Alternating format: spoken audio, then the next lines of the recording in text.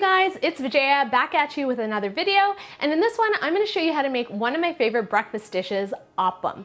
Appam is a fermented crepe that's eaten in Sri Lanka and in southern parts of India like Tamil Nadu, where I'm from, as well as Kerala, and it's served with many different side dishes which are savory and sweet, and my favorite pairing is fresh coconut milk and sugar. I'm going to show you exactly how to make it today. But before we get started, don't forget to hit me up on the gram. That's where you can stay up to date with my life, the dishes that I'm cooking. And of course, if you're looking for the full recipe, just click that info box down below and everything you need is there. Let's make some Indian crepes together, people. To start preparing the appam batter, I'm going to soak 3 different ingredients. So I have some white long grain rice here. You can use any type of long grain white rice that you'd like.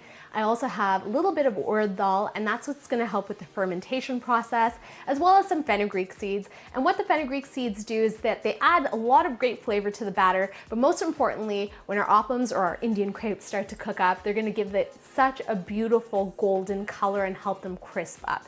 So all of these ingredients are going to go into the bowl. I'm going to top it off with a little bit of water, and we're going to rinse. So now I'm going to top all these grains off with a little bit of warm water. You can use cold water as well, it doesn't really matter. And we're going to massage the grains. And as you can tell, my water is starting to turn cloudy. And that's like any sort of residue that's left on the grains, the starch from the rice. And you want to keep rinsing and draining until the water runs clear. All right, so my water is quite clear now, and now we're just gonna let all these grains soak for about 30 minutes. So I've gone ahead and drained my soaked grains, and you can tell when the grains are ready when you take a little piece of rice and you're easily able to bite through it. So that's when you know it's perfectly soaked.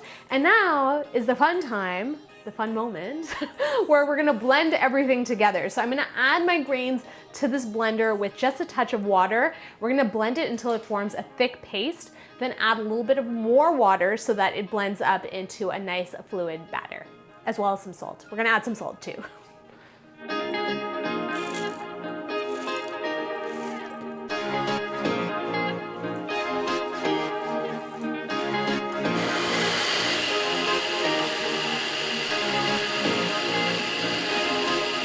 Okay, our appam batter is blended up. It looks nice and smooth, and now I'm just gonna pour it into this bowl.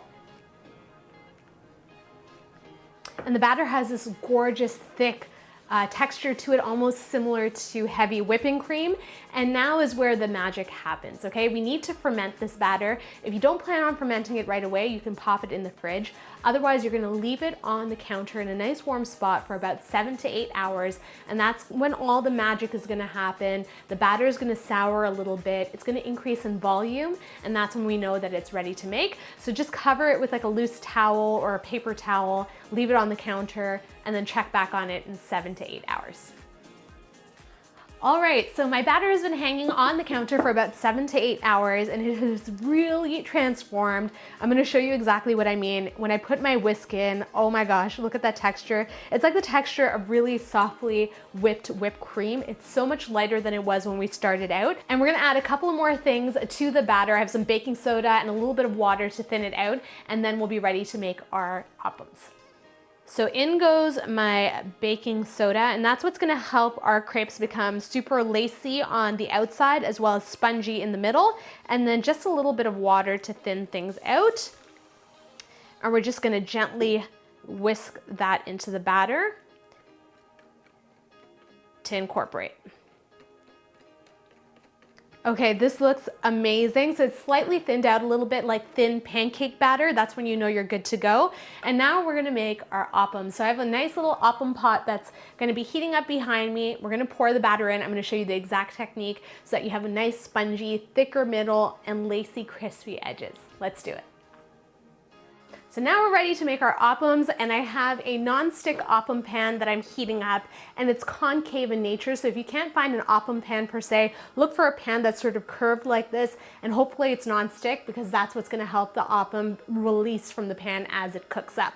So now I'm gonna add a little bit of batter to my pan, and we're gonna swirl, and I'm gonna show you the exact technique to get those nice lacy edges and fluffy middle. So into the center it goes. I'm gonna add just a touch more. And now is when we get to do our swirly action. So you're gonna grab both sides Be nice and careful, and you're gonna swirl to the top and around the edges, and then let that excess batter drip right into the middle. How gorgeous does that look? Lid on, and we're gonna let it cook for 1 minute until the edges get nice and crispy. Ooh, this is exactly what you're looking for. So the edges have started to release, they're nice and brown, and you can see all those pores in the middle, nice and lacy. And now you can take a spatula or your fingers, and you see how crispy it is at the bottom. And this one's ready to go. How gorgeous. Okay, so I've been spending the last 10 minutes making all these appams. It smells amazing in here. It smells like an appam bakery, okay? And we've got some nice crispy lacy edges and a nice fluffy center. And as I've mentioned a million times during this video, my favorite way to eat appam, the best way ever, is with fresh coconut milk, which my mom made for me, by the way. It's literally fresh grated coconut, and she pours hot water over it and then puts it in a cheesecloth and then squeezes all the goodness out. But if you don't have time for that, you can use canned coconut milk, of course. So I'm just gonna pour that over the top. So a nice little drizzle over the top. Oh, so good. See how it's pooling in the middle? And then we're gonna take some crunchy granulated sugar and just go ham. And now it's time to eat with our hands, people. I'm gonna show you exactly how I do that. My mouth is watering. This is legit one of my favorite breakfast dishes ever. So you can hear the crunch. The inside is nice and fluffy. And you wanna sop up as much of the coconut milk as possible. So let me grab that, soak it, soak it, soak it. And then we eat with our hands in the south, so just go for it. Mmm. Mmm. Wow. So the first thing I get is the texture of the appam. It's such a juxtaposition because the edges are super duper crunchy, and then you have this light, fluffy, pillowy center, which just sops up all that fresh coconut milk, the crunch of the granulated sugar. Oh my goodness, you guys, all in all, so good. I'm so happy that my mom taught me how to make appam, and I'm so glad that she let me share her recipe with you guys today. I hope you guys enjoyed this video. If you did, feel free to give me a big old thumbs up. My thumbs are currently covered in coconut milk. If you're new to the channel, don't forget to subscribe.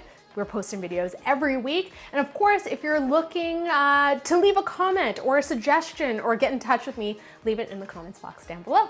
Until my next video, I will see you all later. Happy appam making!